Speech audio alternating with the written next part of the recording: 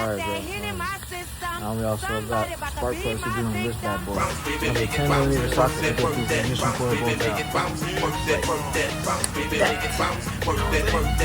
There you go. Loosen them up. Do your thing. Yo, what's the loose, know what I'm saying? But first you should probably disconnect the battery and unplug the connectors. But you know what? We don't follow OSHA laws here, you know what I'm saying?